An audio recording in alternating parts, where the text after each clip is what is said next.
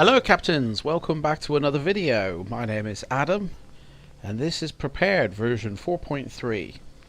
So today we're taking off from La Palma airport in the Canary Islands, just off the west coast of Spain. Now this airport is the only one on the island, and at the moment some beautiful trees there, tropical and other. At the moment, the scenery items are being handled by the Orbex global base textures, which you can see very ugly here because they're close. The trees are handled by Terraflora and Orbex as well. The mesh is global base, and the texturing on that side is a little bit better. And the airports are being handled by Rex HD, the airport pack that touches all your default airports. And I must say, frame rates here are absolutely silky smooth, and the airport itself is lovely, detailed HD textures with a plane. You know, very nice. Got no complaints whatsoever. So we are going to take off because I've got SimWings La Palma Professional, and we're going to install it for the second half of this video, and we're going to see what changes, what difference does it make, what does it do to the textures that you see there, and in front. The ones that are kind of unevenly placed, the reason they're unevenly placed is because Prepared is deciding where they go. So the way a simulator works is it's basically made like a sandwich, and like a sandwich you've got various layers that go together to make the delicious sandwich that you eat. And when you slice a sandwich down the middle, it looks gorgeous if it's done right. It don't look gorgeous if it ain't done right.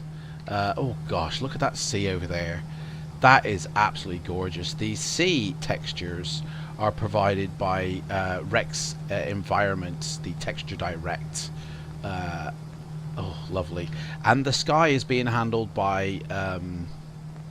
who is handling the sky again? Active Sky. Active Sky and Skyforce Rex. So we're just going to turn towards the ocean. We're going to do a right turn, and we're going to head out over the airport again. So we've got all the environment on our right side. So getting back to the sandwich. So think of the terrain as the bread, but it's more like a toasty, okay? It's not like a sandwich where terrain is going on the top as well. So the bread is the terrain, which decides the mesh, the terrain mesh, may I say, which basically decides all your lumps and bumps within the simulator. Okay, so the terrain mesh will decide how high this mountain is and the peaks that go within it, and everything, all like that. Okay.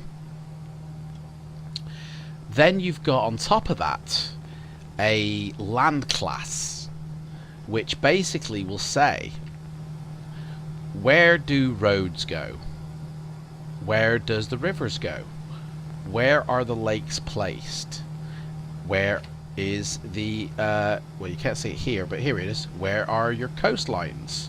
Okay, and that's what the land class job. That's what the land class job is, to tell your simulator where them particular pieces go.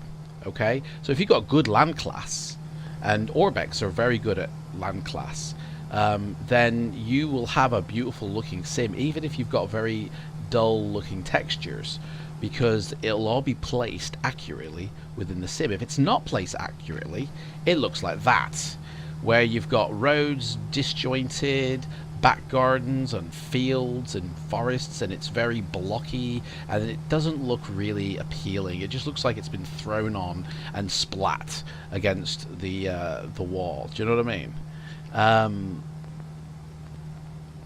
So the next layer on top of the open land class, sorry, is the textures themselves. So what does a forest look like? Okay, what does a field look like? What does, here's a forest here, what does a rockery look like?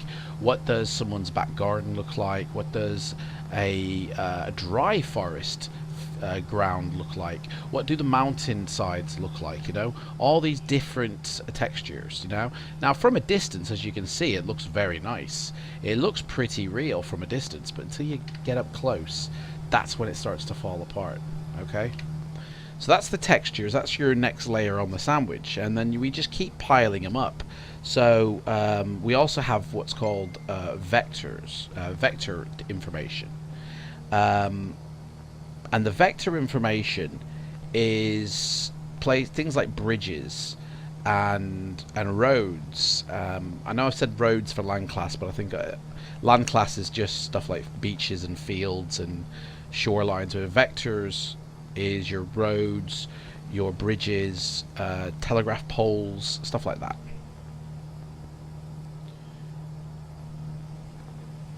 And it all works together to create a beautiful looking sim, if it does go together.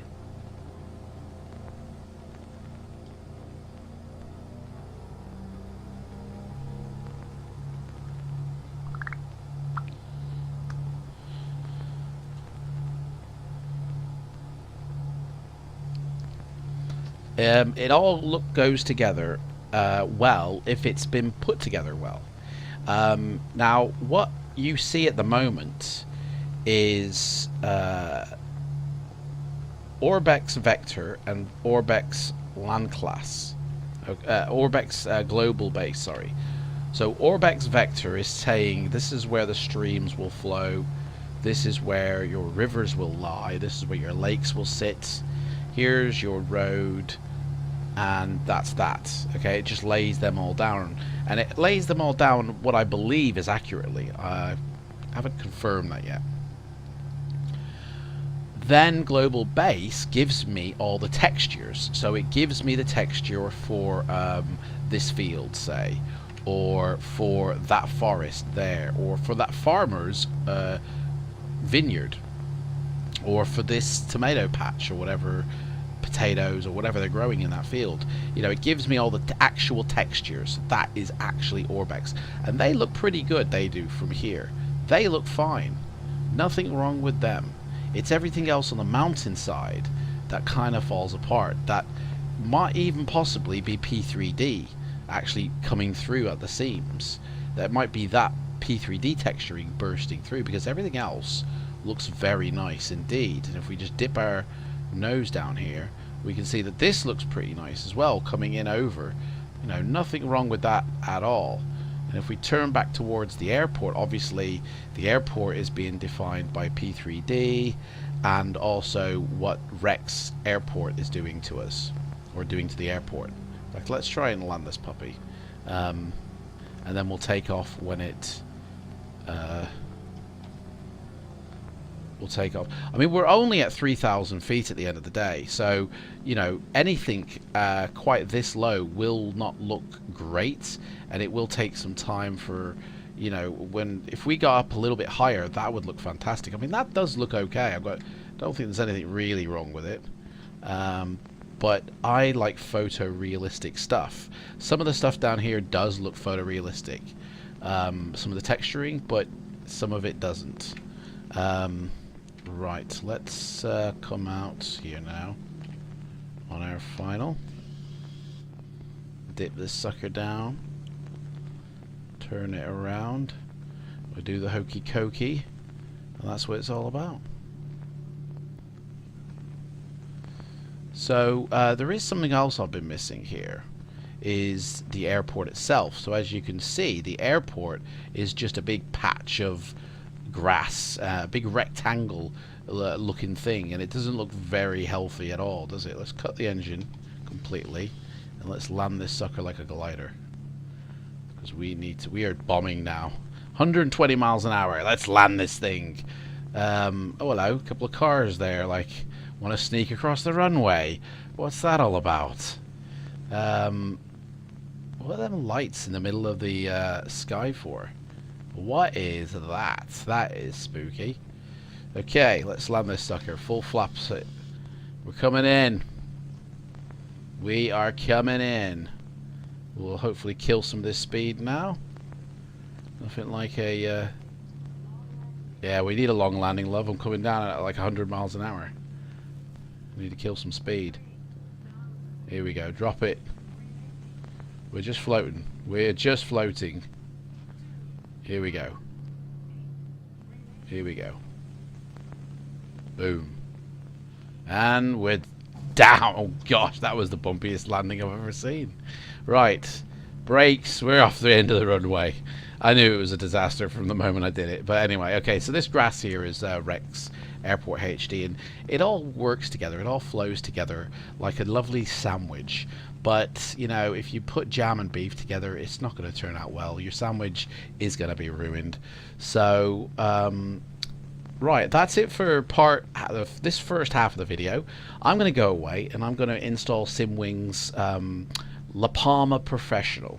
And we're going to see what it does to these blocky looking textures, the trees, the landscape, because it comes provided with mesh and terrain textures. So, I'll see you in the next half of this video, guys. See you in a mo.